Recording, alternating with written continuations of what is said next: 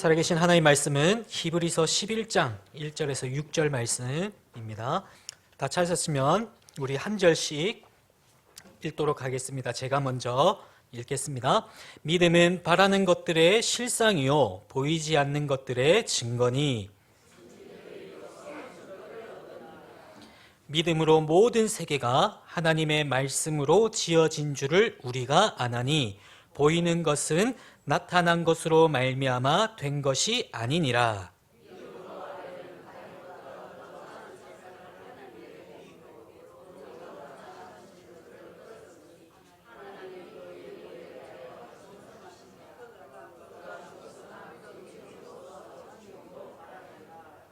믿음으로 에녹은 죽음을 보지 않고 옮겨졌으니 하나님이 그를 옮기심으로 다시 보이지 아니하였느니라. 그는 옮겨지기 전에 하나님을 기쁘시게 하는 자라 하는 증거를 받았느니라. 하나님을 기쁘시게 하지 못하나니 하나님께 나아가는 자는 반드시 그가 계신 것과 또한 그가 자기를 찾는 그들에게 주시는 힘을 믿어야 할지니라. 아멘. 이번 주 강단의 말씀, 함께 나눌 말씀은 하나님을 기쁘시게 하는 믿음입니다. 하나님을 기쁘시게 하는 믿음이란 무엇일까라는 고민을 하게 되어지고요. 그리고 계속해서 기도하게 되어지는데 제일 서론적으로 보아야 될 부분이 우리는 늘 어디를 가든 어디에 있든 어느 자리에 있든 우리는 항상 유일한 문제를 볼 수 있는 눈을 가져야 됩니다. 유일한 문제란 창세기 3장의 문제입니다.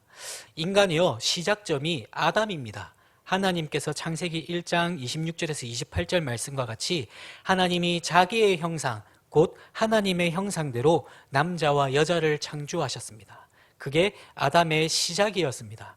그 아담이 그리고 아담의 갈빗대로 지어진 하와, 그 인간의 시작점에서 창세기 3장의 사건으로 인하여 하나님이 하지 말라고 한 동산나무에 있는 모든 것들은 다 해도 되지만 선악을 알게 하는 나무의 열매는 먹지 말라. 그것을 먹는 날에는 반드시 죽을 것이라 엄포하시고 말씀하신 그 선악과의 그 언약을 어기는 그 범죄함으로 말미암아 하나님을 떠나게 되어지는 결과를 맞이하게 되어졌습니다. 그 이후에 태어난 사람들이 바로 지금 이 시대에는 우리가 되어지는 것이죠. 그래서 우리는 잘 생각해야 됩니다. 유일한 문제라고 해서 창세기 3장의 문제, 하나님을 떠나 죄 가운데 빠져 사단에게 붙잡힌 문제라는 게 단순히 다른 것이 그 문제라는 것이 아니라 지금 나를 통해서 나타나게 되어지는 그 모든 것이 창세기 3장의 그 문제로 보여져야 됩니다. 쉽게 말해 어떤 것이냐면요. 저는 이제 결혼을 한 지 제가 작년 3월 달에 결혼을 했으니까 이제 한 1년 8개월쯤 됐습니다. 1년 8개월쯤 지나는 지금 이 순간에도 저는 부부싸움을 합니다.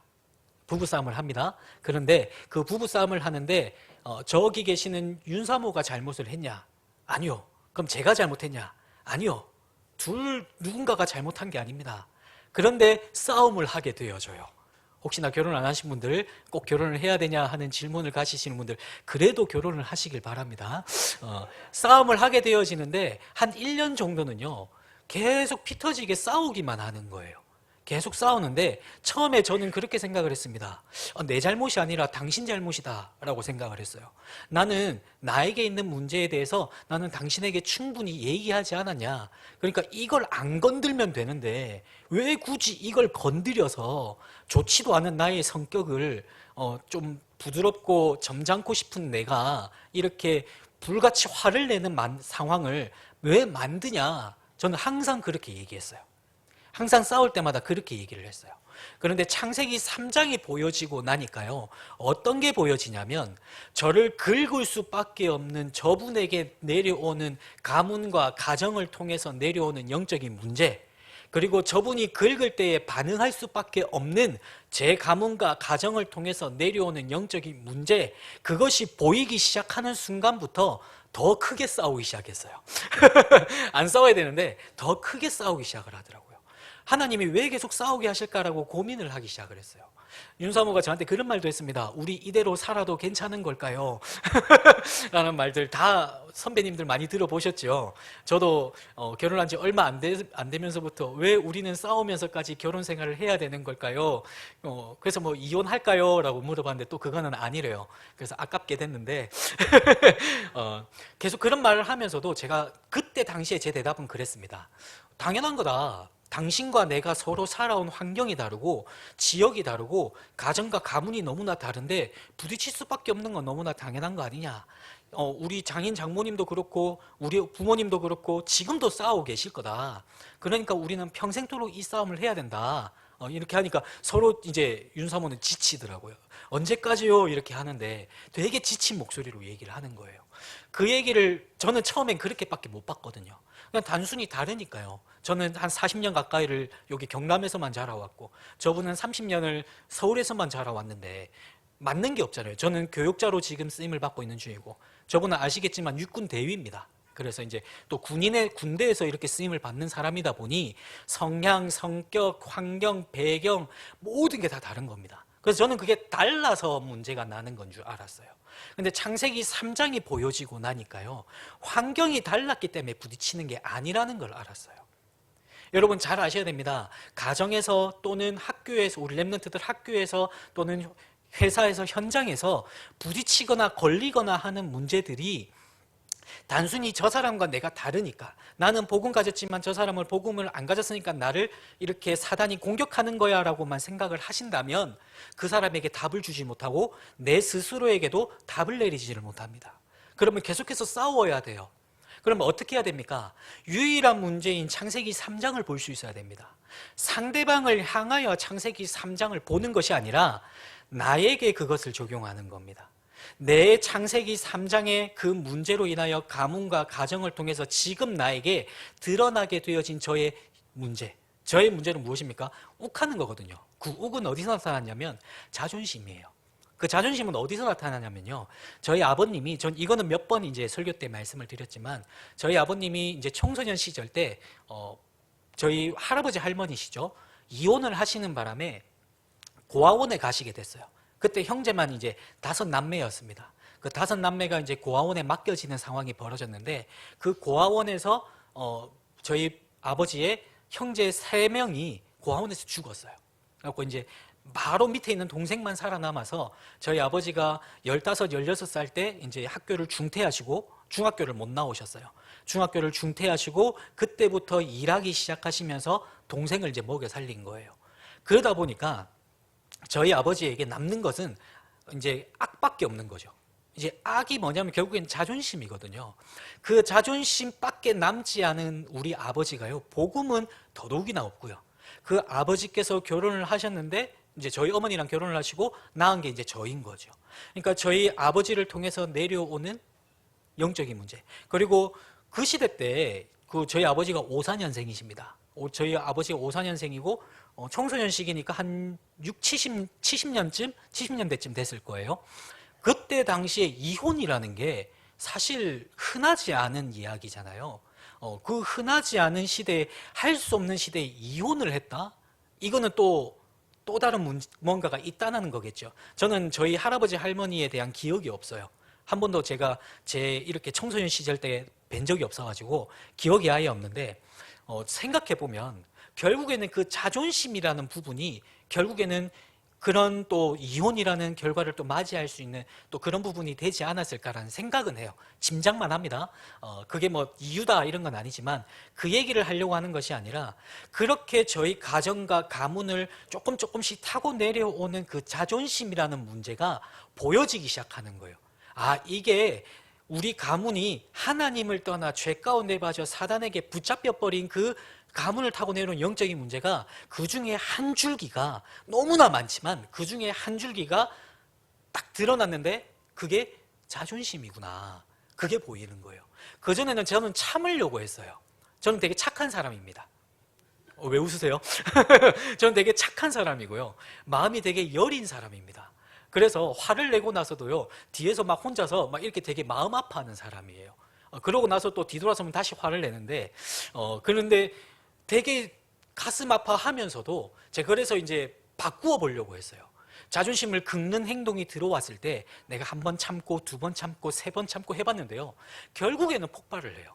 일주일을 참았는데 한 번 터질 때 일주일치가 터져서 나와요. 이거는 아니잖아요.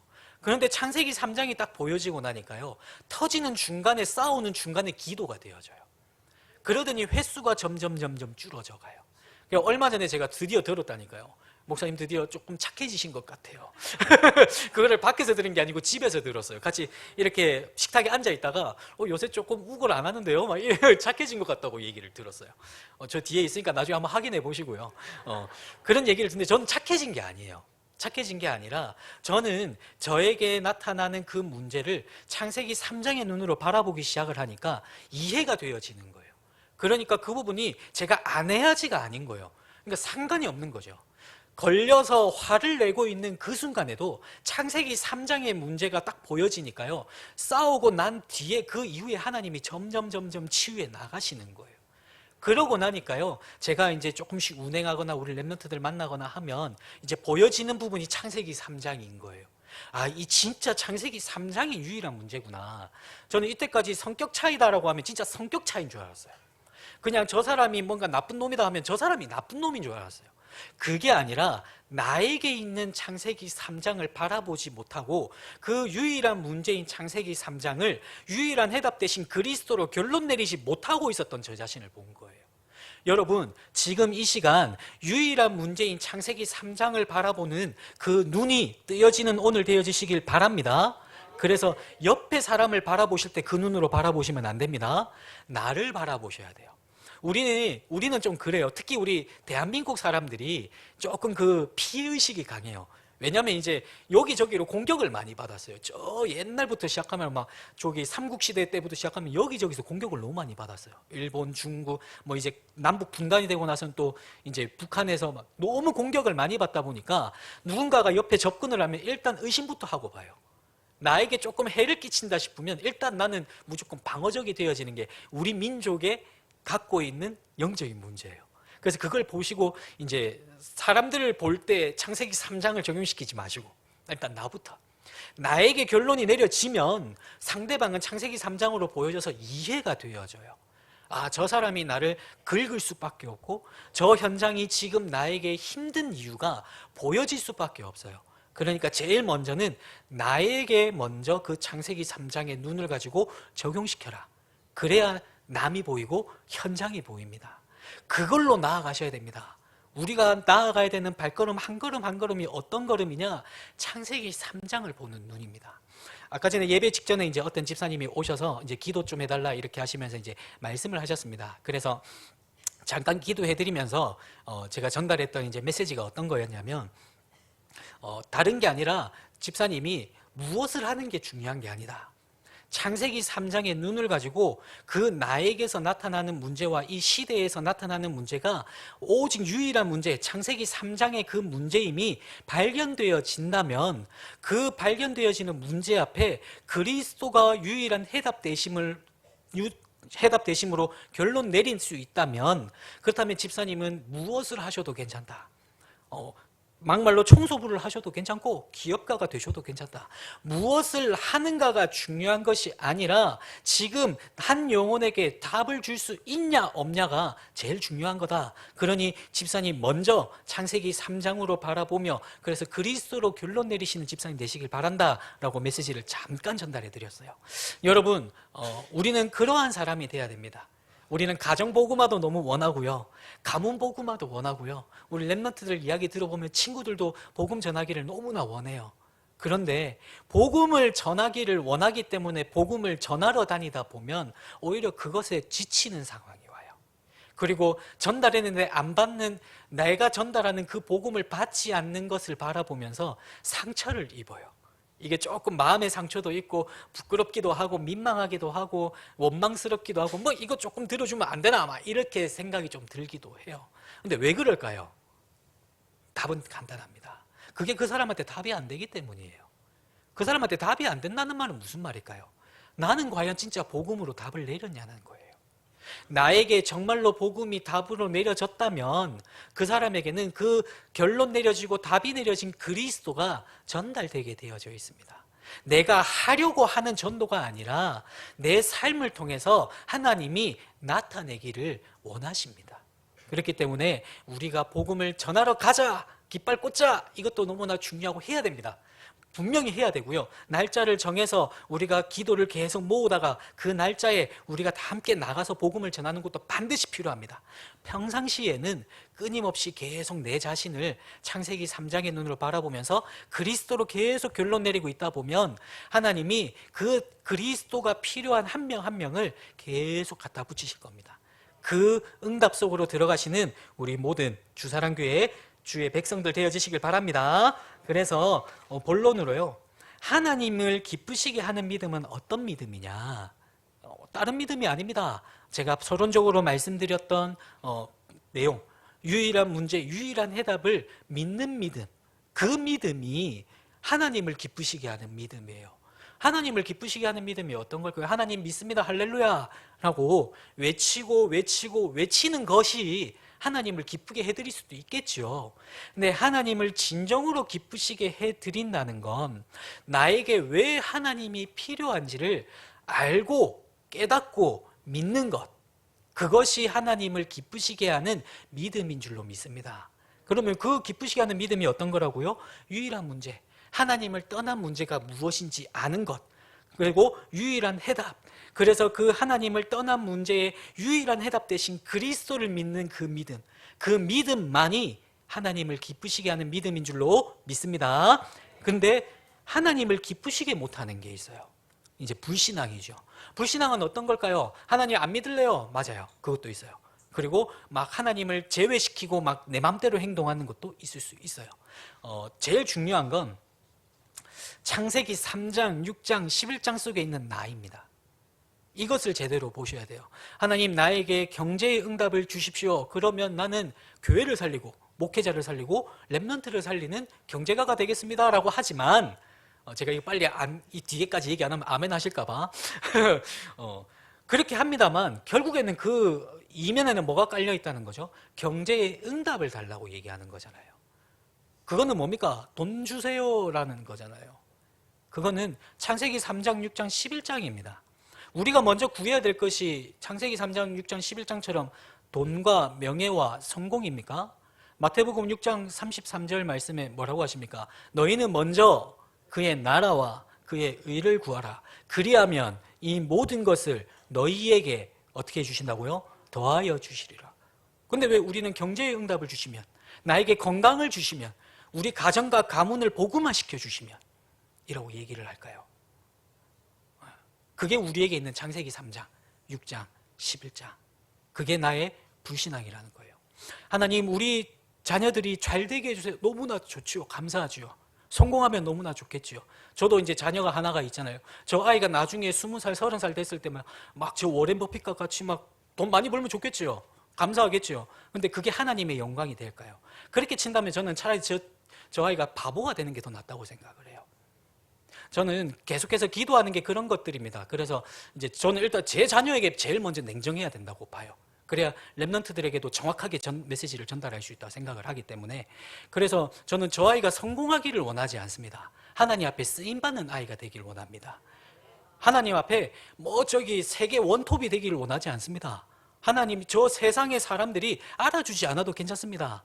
하나님이 알아주시면 저는 된다고 생각을 합니다.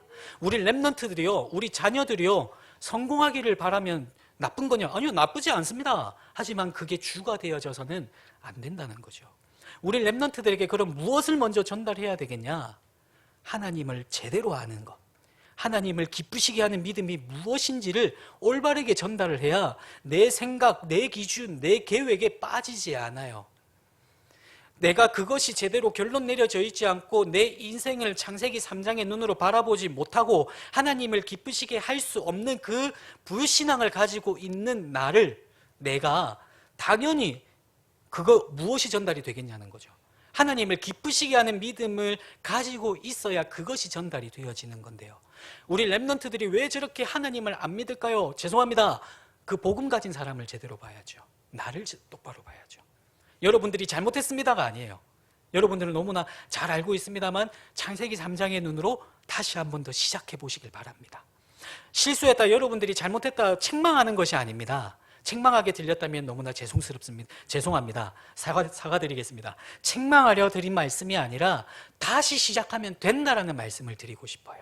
새벽마다 저희는 이제 교회 기도 제목을 가지고 기도합니다. 그래서 이제 태영아 유치부 랩런트들을 이제 기도할 때 저는 제 자녀가 태어나다 보니까 그 기도할 때가 조금 더 길어집니다. 무엇 때문에 길어지냐? 자녀를 위한 기도는 별로 하지 않습니다. 저는 그 태영아 유치부 랩런트들과 그 랩런트들의 부모님을 위하여 기도합니다.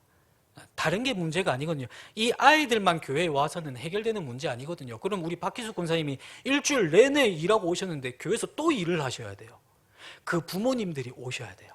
그래서 저는 그 부모님의 배후의 역사는 흑암의 세력이 꺾이도록 기도하고요. 그 부모님들이 예배가 시작되어질 수 있도록, 예배가 회복되어질 수 있도록 기도하고 있습니다.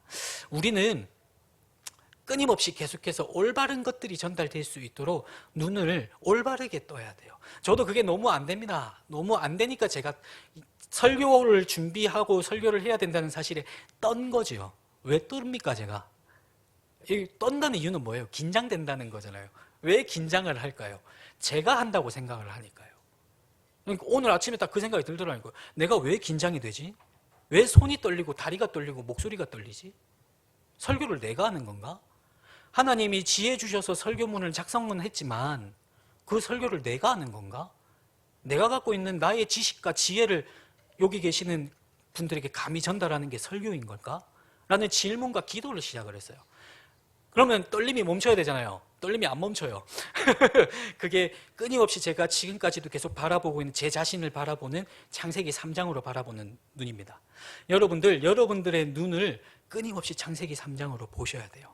그래야 올바른 해답이 보이고요. 그래야 올바른 시작이 되어집니다. 그래야 내 생각과 내 기준과 내 틀과 내 계획이 나오지 않습니다. 가장 먼저 하나님의 것이 나옵니다. 그때까지는 계속해서 창세기 3장을 바라보셔야 돼요.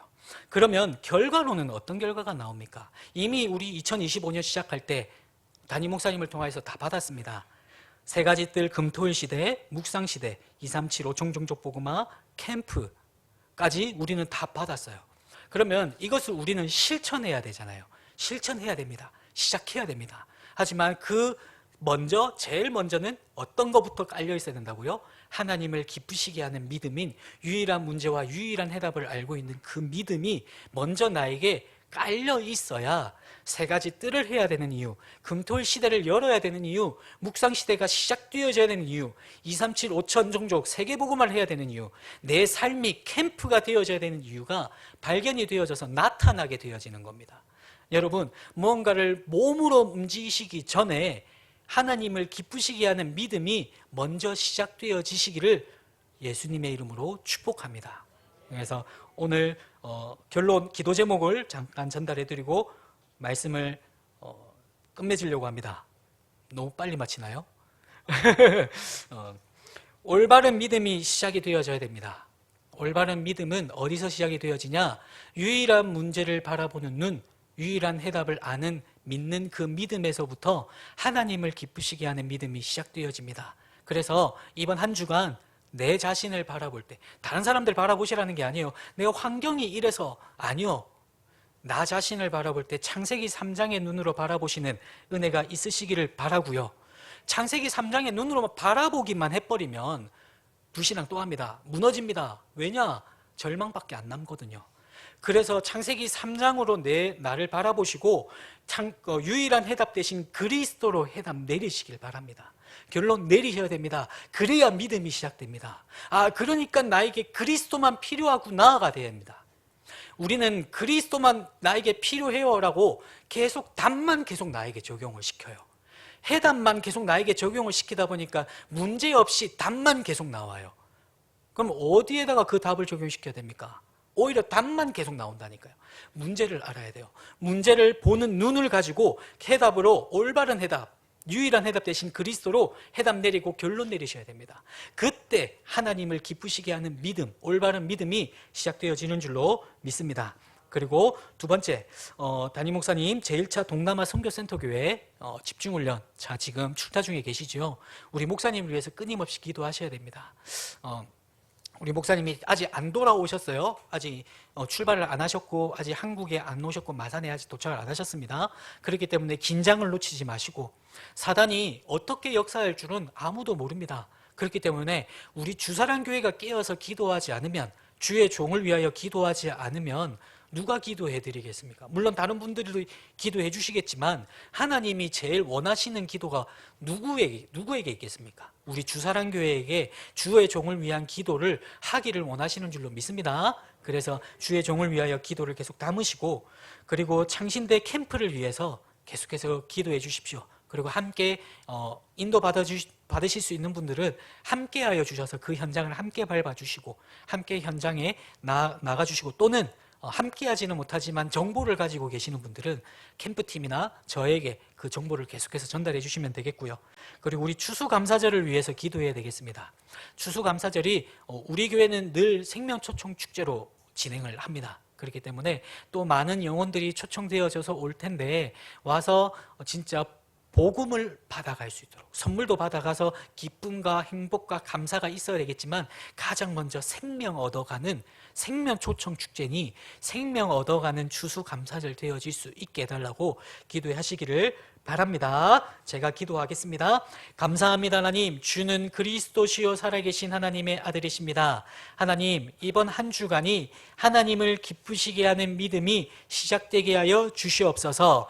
유일한 문제를 보는, 창세기 3장을 보는 눈이 열리게 하여 주시고, 하나님, 유일한 해답 대신 그리스도로 결론 내리며 그리스도로 해답 내리는 하나님, 우리 모든 주사랑교회 하나님 주의 백성들 되어지도록 은혜 내려 주시옵소서.